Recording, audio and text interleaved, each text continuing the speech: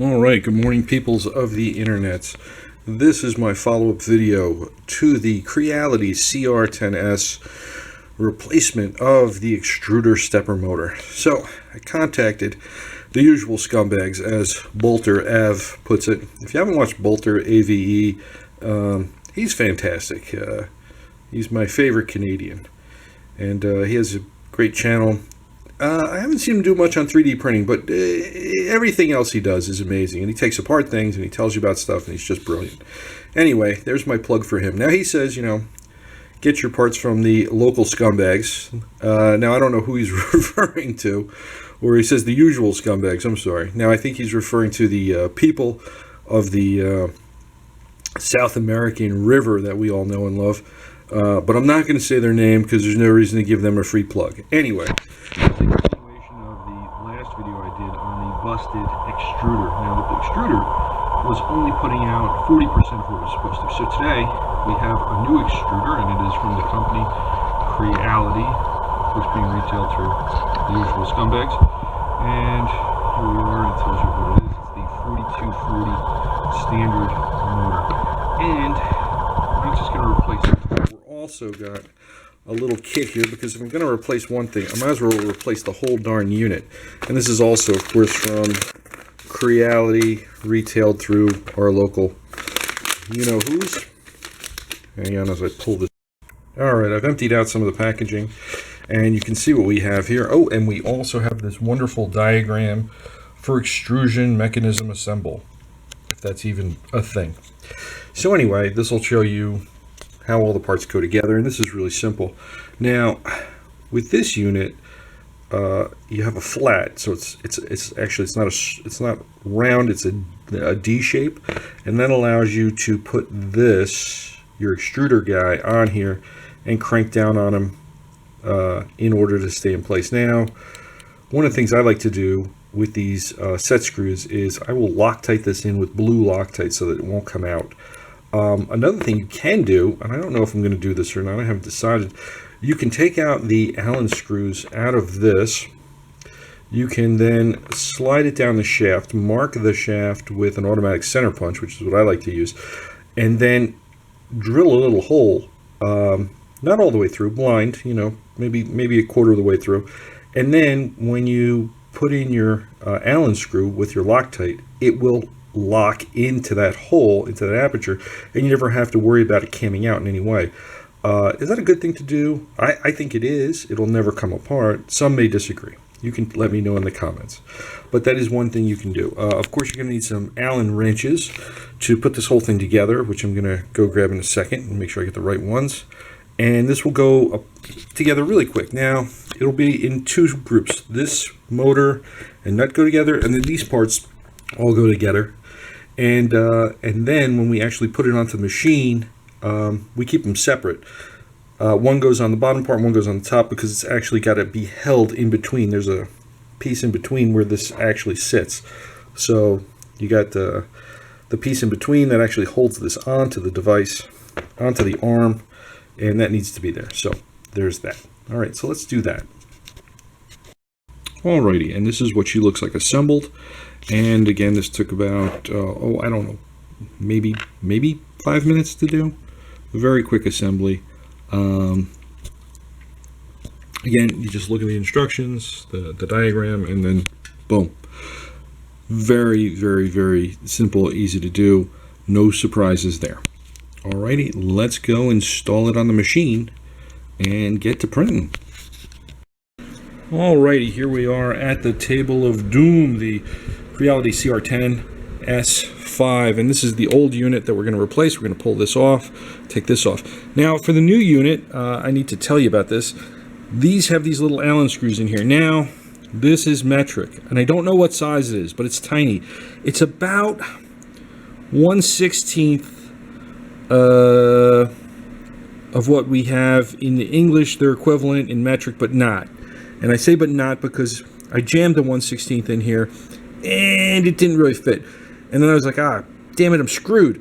Now, the problem with having every tool in the known world is, where the hell did you put the right one? Well, I was digging through my pile of Allen wrenches, which I think we all have, and yeah, I found this one which fits. And I don't know what the size is, but this is the size. And they do not give this to you. So you're going to need one of these from the old hardware store or wherever, McMaster, to do this job. I don't know why they don't give it to you, but whatever. So, okay, you've been told. Now we can get on with the job of removing this one. I'm going to pop out the cable here. Take off the cable alarm limiter thingy. And then we're just going to pop off these screws, pop this off, pop this guy out.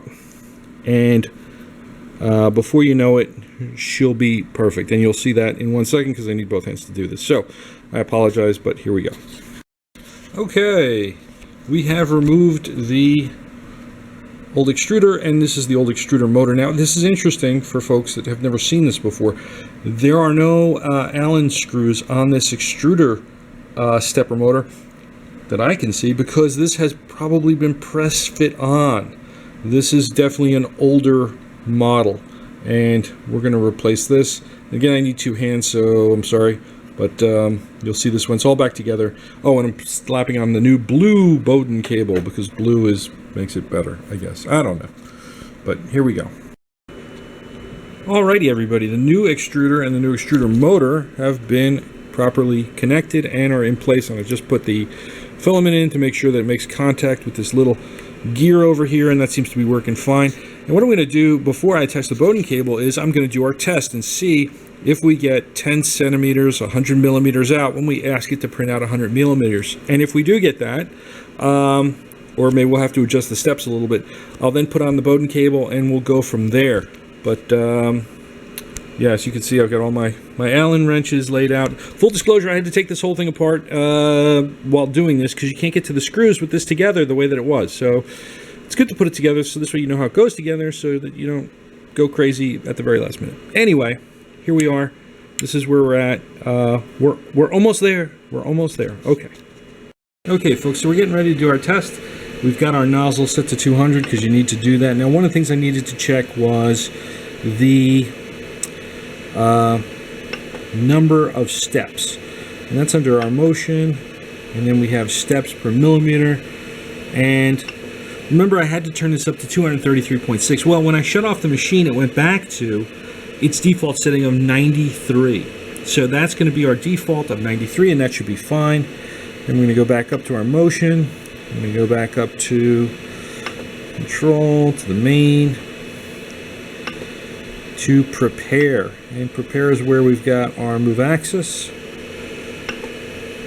I'm going to go down to the extruder. And it's going to be 10 millimeters, right? And we're going to do 10. I'm going to go up to 100 millimeters. We're turning and turning, and there we are. We're at 100 millimeters. And look at this. It's coming out. It's coming out. It's coming out.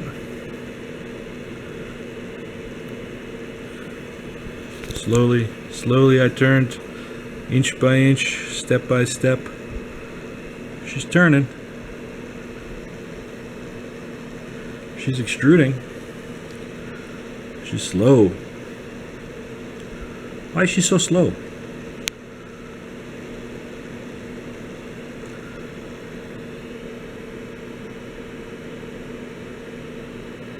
Why is it stopped? Why is it stopped?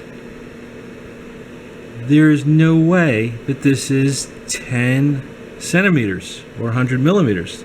This again looks like we're back at the 40 millimeter problem.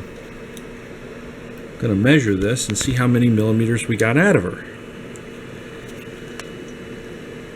And lo and behold, folks, 40 millimeters. Exactly. Perfect 40 millimeters. That's 1/4 of what it should be spitting out. Oh, this tells me that there is there's a problem in the brain box down here. If that is only spitting out 40 millimeters. Wow. When it should be spitting out 100 millimeters. Okay, this is kind of a revelation. I don't know why it's doing this, but I'm gonna have to do some research and figure it out, because that's not right. I mean, we're set at 93, which is what it should be around. I mean, at the most you go to 96, maybe 100. If it's over extruding, then you want to go backwards a little bit. But for this to be at 40% of what it's supposed to be is just nuts. I don't know why we're at 40%. I'm going to check the back, make sure we're not set at the wrong voltage. But see, it doesn't make any sense, because all of the rest of the stepper motor controls work just fine and go where they're supposed to go. It's just whatever the steps are being told to go to this one, they're just wrong. They're just flat out wrong. Wow. I thought this would be a fix, and I am left with as many questions, more questions than I started with. Again, we are at 4 centimeters, 40 millimeters instead of 100. Wow. Anybody got an idea what's going on here? Let me know in the comments. Appreciate it. Thanks for watching. Okay, I'll try to keep this last section as brief as possible. So here we have our calibration cube from our new extruder motor and extruder gear set. Now, again, this was set to 232.5 E steps. I don't know why that is, but whatever. If we measure out our cube, do our x-axis first, and we're going to be at, so we're at, I don't know if you see this, just a hair over 20 millimeters, which is pretty good. Do our y-axis right here, and this is going to get us to, again, a hair over 20 millimeters. And then finally, we'll do our z-axis, which, here we go. Oop. Where were we? 19.992. All right, that's pretty darn good. Okay, so this is actually really good. We did not fix whatever that issue was, where it was saying where we had to do the E steps to 232, but I can't really complain when my cube looks this good. By the way, ignore the edges over here, which I smashed ripping this thing off the the plate. I was using a hammer and a chisel to get it off because it was on there too much. So I think my nozzle was a little bit too close. But I went in and I was reading different things and said, oh yeah, you should set this up in the G code on your slicer to do the 232 so you don't have to spin the wheel. Well, that didn't work for me. That caused a whole bunch of other problems I'm not going to go into right now, but that caused a big mess. So instead, I put it into my system as the 232. I saved it, and then I shut the whole thing off and turned it back on, and it saved. So hooray, it saved it. I don't know, everybody told me it wouldn't save it, but it saved it. So yeah, I'm going to print some more stuff out. I don't know what to tell you. If it prints out as good as this cube printed out, I can't complain. But I have to print out bigger things to see if there's going to be failures, like another one of those helmet things, but that's going to be like a 2-day print. So, alrighty. Maybe there will be a part 3 to this. I don't know. If I keep getting weird failures, I may ditch the whole thing and go with something else. But then again, I don't know if I need to right now because I got a really nice print. Okay. Thanks for watching.